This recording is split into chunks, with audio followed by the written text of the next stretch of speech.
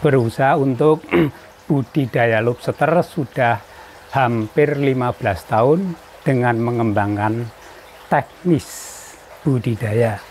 Dari teknis budidaya ini sesudah berjalan beberapa tahun ditemukan teknik yang kami cari, kami teliti dan tetap kami kembangkan sampai saat ini. Kemudian dari teknik itu bisa untuk meningkatkan produksi. Budidaya lobster secara umum masih sangat terbatas. 1 meter untuk indukan berisi 10-20 ekor. Sehingga saya tertarik untuk mencari cara yang bisa dipakai untuk meningkatkan produksi, bukan hanya 1 meter berisi 10-20 ekor, tetapi sampai 50 bisa, 100 juga bisa. Kepada para pemirsa semuanya, nama saya Sukarjono, dipanggil Karjono. Alamat saya di Dusun Gentingan, Sidoagung, Gudian, Sleman, Yogyakarta. Kemudian saya memulai berusaha untuk budidaya lobster sudah hampir 15 tahun dengan mengembangkan teknis budidaya. Dari teknis budidaya ini sesudah berjalan beberapa tahun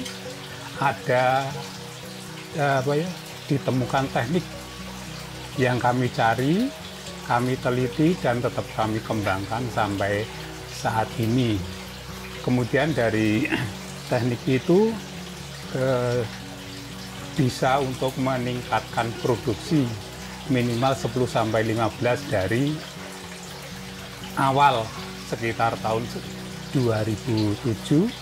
Kalau sekarang sudah tahun 2023, sehingga hasil dari teknik penelitian saya sudah bisa diaplikasikan.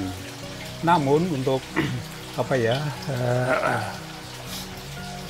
produksi massal belum saya lakukan karena masih menunggu hasil uji sampai sejauh mana kemampuan teknik budidaya lobster. Namun sudah bisa diterapkan. Bagi yang menginginkan boleh berhubungan ke tadi alamat rumah. Gitu. Kalau dari pengalaman budidaya lobster, saya mempunyai basic dulu alumnus biologi Gajah Mada, kemudian bekerja di tambak udang windu selama 8 tahun, di lapangan juga di bidang penelitiannya. Nah, kemudian sudah 8 tahun itu tahun 2000-an, saya pulang. Ada jeda sekitar 4 tahun untuk mencari yang cocok dijalankan di rumah. Kebetulan menemukan lobster yang waktu itu di buku-buku sebagai referensi budidaya lobster secara umum masih sangat terbatas. 1 meter untuk indukan berisi 10-20 ekor. Sehingga saya tertarik untuk mencari cara yang bisa dipakai untuk meningkatkan produksi, bukan hanya 1 meter berisi 10-20 ekor, tetapi sampai 50 bisa, 100 juga bisa. Tergantung shelter atau yang saya sebut dengan istilah rong susun. Nah, rong susun ini yang merupakan cikal bakal untuk perkembangan lobster selanjutnya. Dan karena rong susun itu atau shelter itu praktis sekali sebenarnya. Cuma untuk produksi massal memang belum saya lakukan sampai sekarang ini, tahun 2004 ini. Budidaya lobster yang saya lakukan adalah awal mulanya lobster konsumsi atau yang dikenal dengan red claw. Itu. Kemudian saya membudidayakan dengan teknik indoor atau menggunakan penutup di atas. Jadi lobster tidak langsung kena cahaya matahari sehingga warnanya tetap bagus dan biru cerah. Gitu. Karena ada teknik sendiri yang biasanya disebut outdoor atau terkena cahaya matahari, tetapi hasil atau warna lobsternya biasanya coklat mengarah ke hitam atau bahkan hitam gitu. Itu yang yang hitam tidak saya budidaya gitu. Jadi yang saya lakukan campur, jadi teknik pembenihan ada, teknik pembesaran ada, dan otomatis dengan pembesaran, tapi pembesaran campur ya, bukan pembesaran jantan disendirikan, betina disendirikan, bukan. Karena melihat lokasi atau keadaan lokasi yang tidak memungkinkan sehingga adanya campur. Tapi di situ campur ada yang bertelur, ada induk, ada apa ya, yang kecil-kecil yang menetas jadi campur semua menjadi satu kolam. Karena untuk ini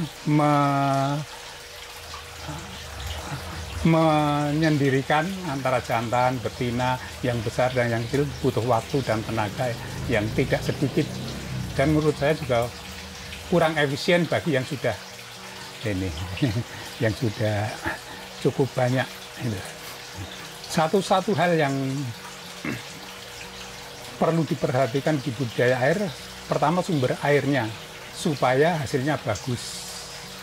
Kedua, lobster itu tahan terhadap penyakit, atau sampai sekarang saya belum pernah mendengar ada lobster yang kena penyakit massal gitu ya, atau mati massal gitu. Jadi sumber airnya tolong diperhatikan karena itu menentukan kualitas lobsternya. Oh ya, jadi bagi pemula kalau ingin budidaya lobster ya carilah yang ukurannya sedang saja. Kemudian siapkan kolam dengan ketinggian air ya sekitar 10-15 cm saja, nggak usah dalam-dalam. Kalau bisa dijaga dekat, misalnya jangan sampai dibuang di jauh dari kita.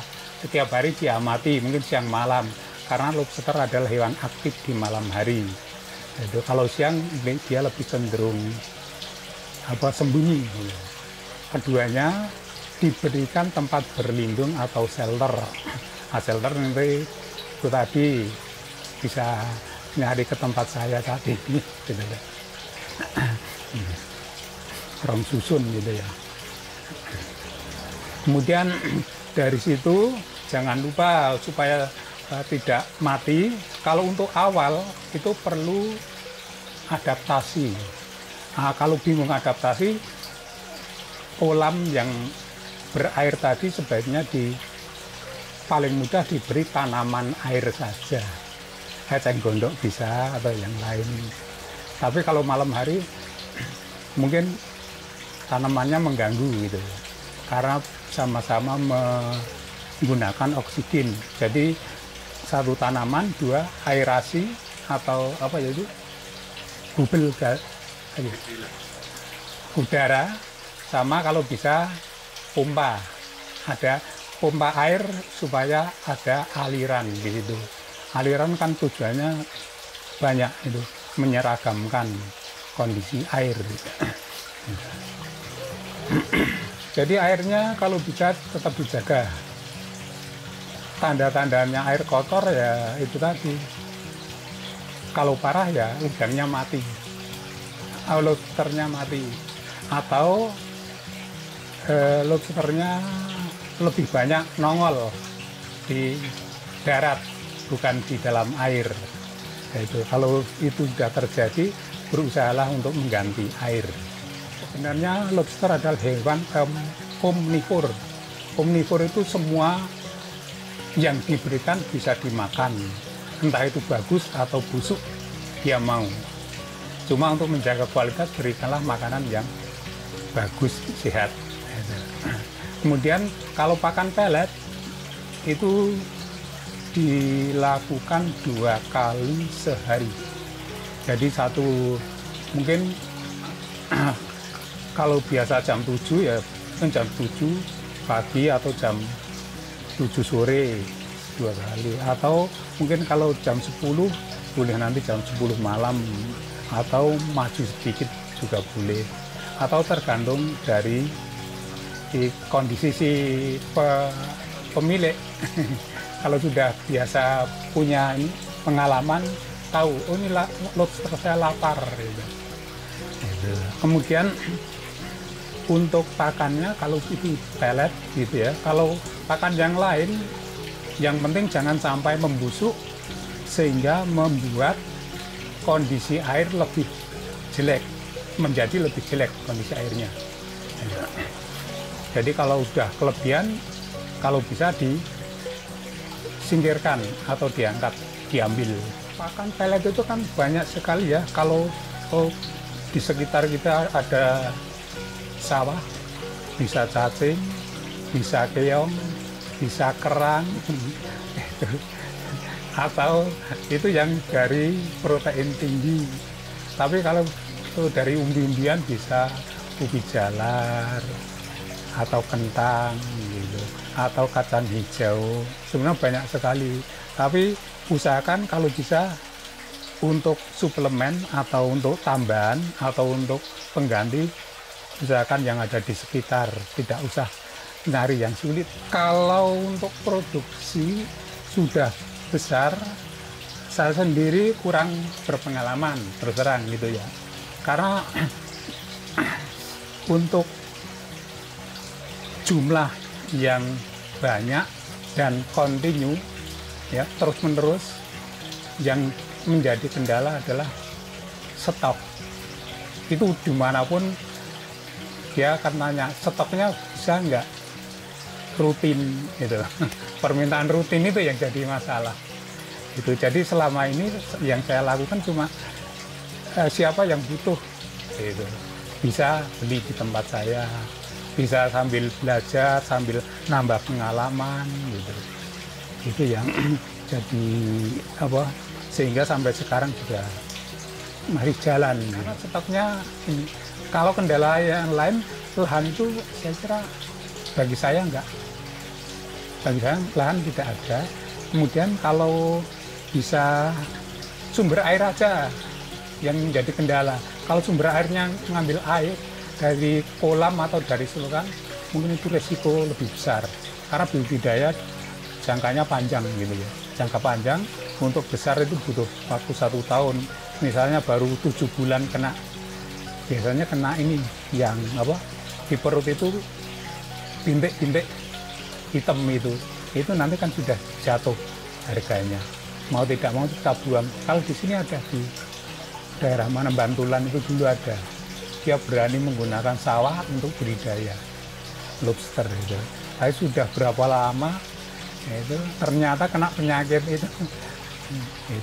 itu karena dia mengambil air sembarangan, dikatakan gitu ya. Pengalaman awal yang belum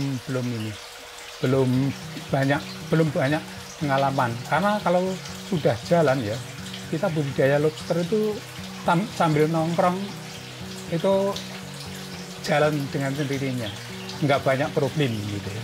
Tapi ya itu tadi, airnya kita kembalikan ke airnya. Kalau pemasaran yang punya saya karena cuma kecil ya, diambil di akuarium. Jadi diminta di akuarium sama teman-teman yang ini, siapa yang butuh. Itu kebetulan dari situ saya sudah tidak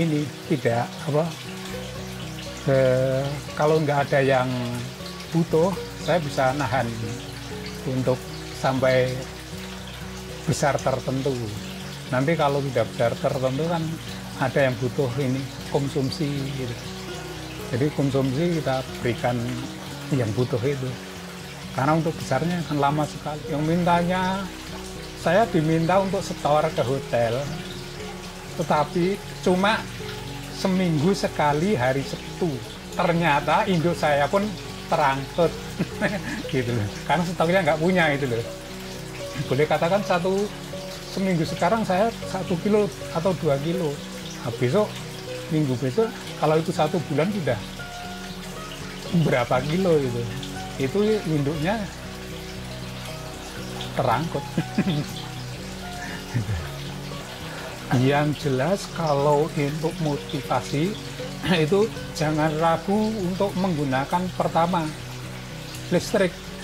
Biasanya takut, kok pakai air rator, kok pakai pompa, segala macam. Itu sudah takut duluan sehingga tidak bisa berkembang.